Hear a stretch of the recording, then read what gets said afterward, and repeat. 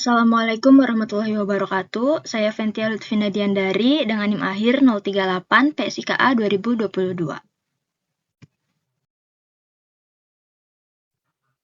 Di sini saya akan menjelaskan mengenai demensia pada lansia.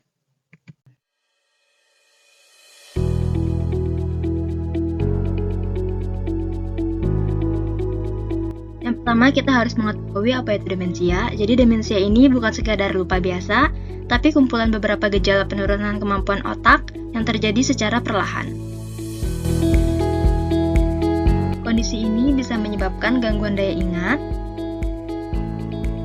cara berpikir, emosi, hingga perilaku sehari-hari.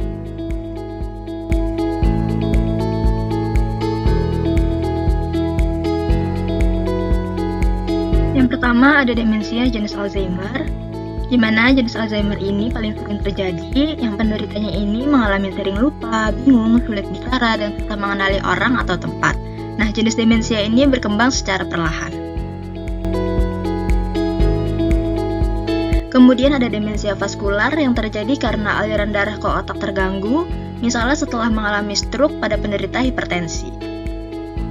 Gejalanya ini bisa datang secara tiba-tiba dan bisa membuat penderitanya sulit berpikir, berjalan, atau bicara. Kemudian ada demensia frontotemporal yang mempengaruhi bagian otak yang mengatur kepribadian dan emosi. Namanya, jenis ini mempengaruhi otak bagian lobus frontal dan lobus temporal. Penderita demensia ini sering berubah sikap, kata kasar, atau tak peduli pada orang lain. Kemudian ada demensia badan Lewy, di mana gejalanya ini mirip Alzheimer dan Parkinson. Penderitanya bisa mengalami halusinasi, melihat, mendengar sesuatu yang tidak ada, kemudian tubuhnya gemetar dan daya ingatnya menurun. Pada lansia, sering mengalami beberapa gabungan antara jenis demensia ini.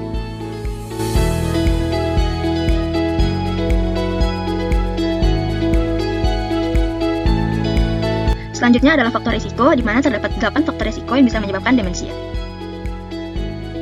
Yang pertama ada usia lanjut, semakin tua seseorang, semakin besar risiko mengalami penurunan fungsi otak yang menyebabkan demensia. Selanjutnya ada hipertensi, diabetes, dan hipokolesterolemia yang bisa menyebabkan merusak pembuluh darah otak dan meningkatkan risiko demensia. Selanjutnya ada merokok dan alkohol kronik, di mana zat beracun ini bisa mempercepat kerusakan jaringan otak. Ada juga gaya hidup tidak sehat yang menyebabkan aliran darah ke otak menurun. Selanjutnya ada riwayat keluarga, di mana seseorang yang memiliki orang tua demensia bisa meningkatkan risiko akibat faktor keturunan. Kemudian ada pendidikan rendah, di mana kurangnya pendidikan ini bisa membuat cadangan kemampuan berpikir otak lebih sedikit. Kemudian ada penyakit jantung dan infeksi sistem syaraf pusat, di mana gangguan jantung dan infeksi otak ini dapat merusak sistem syaraf pusat dan memicu demensia. Dan yang terakhir adalah pajanan logam berat dan obat-obatan jangka panjang, yang bisa merusak sel-sel otak bila terpapar terus-menerus.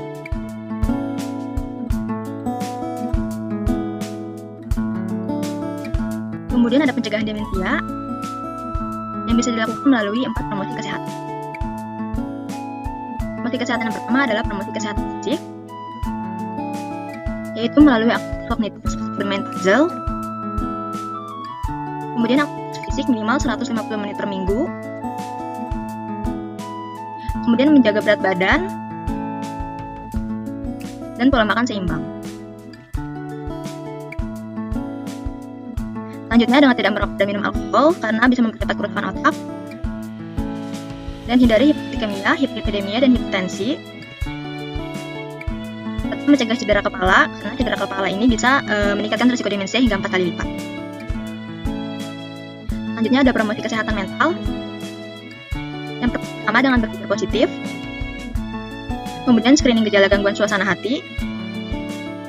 Melakukan penilaian depresi. Dan screening dini demensia. Kemudian ada promosi kesehatan spiritual. Yang pertama melakukan aktivitas keagamaan seperti berdoa, ibadah, atau ritual keagamaan. Kemudian mendengarkan musik bernuansa spiritual seperti ayat suci, sholawat, dan nasyid. Melakukan kegiatan meditasi dan mindfulness. Dan latihan tubuh dan jiwa. Kemudian ada promosi kesehatan sosial dengan sistem dukungan keluarga, interaksi sosial, dukungan sosial, dan partisipasi sosial seperti menjadi sukarelawan.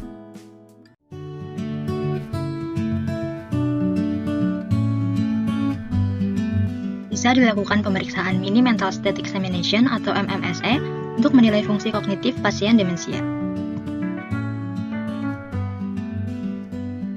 Prestasi pemeriksaan MMSE yang skor 21-26 dikategorikan gangguan kognisi ringan, untuk skor 15-20 gangguan kognisi sedang, skor 10 hingga 14 kategori gangguan kognisi sedang berat, 0-9 gangguan kognisi berat.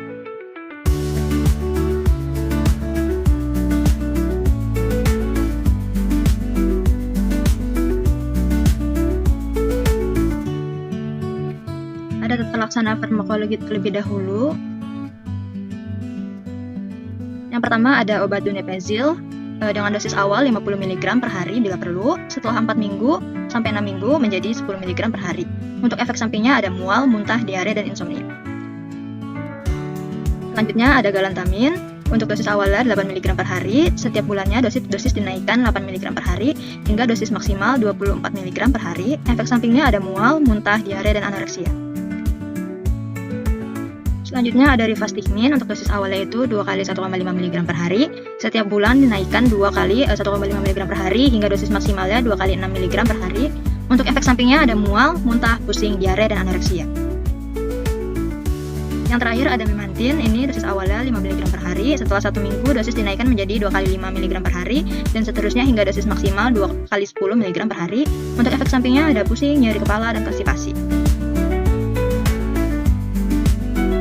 Kemudian ada terapi non-farmakologis demensia.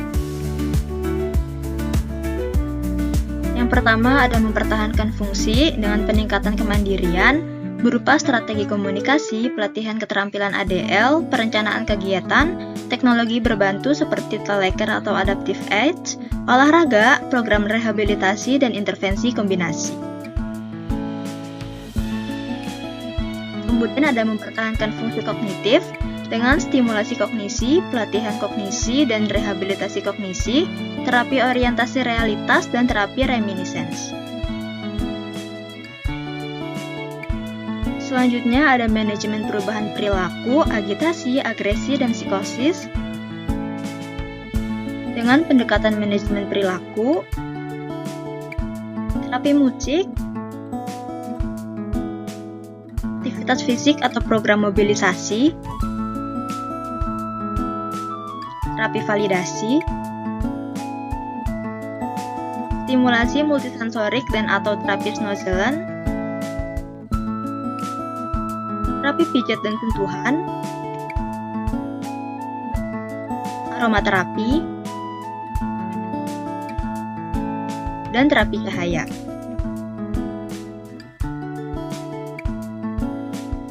Kemudian ada evidence-based nursing.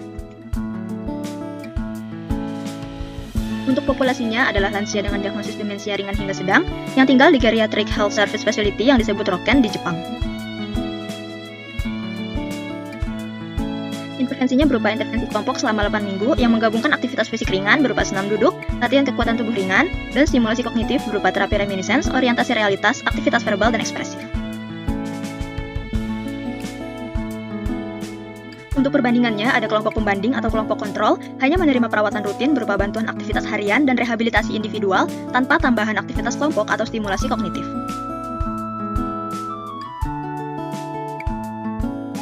Untuk hasilnya, kelompok intervensi mampu mempertahankan aktivitas sosial dan menunjukkan peningkatan kualitas hidup, diukur menggunakan skala Nurses Observation Scale for Geriatric Patients dan Short Quality of Life Dementia, sementara kelompok kontrol mengalami penurunan pada kedua aspek tersebut.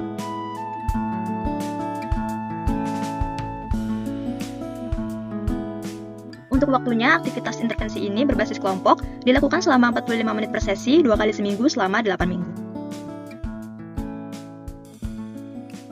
Berikut adalah referensinya. Sekian penjelasan mengenai demensia pada lansia. Maaf apabila ada kesalahan. Terima kasih. Wassalamualaikum warahmatullahi wabarakatuh.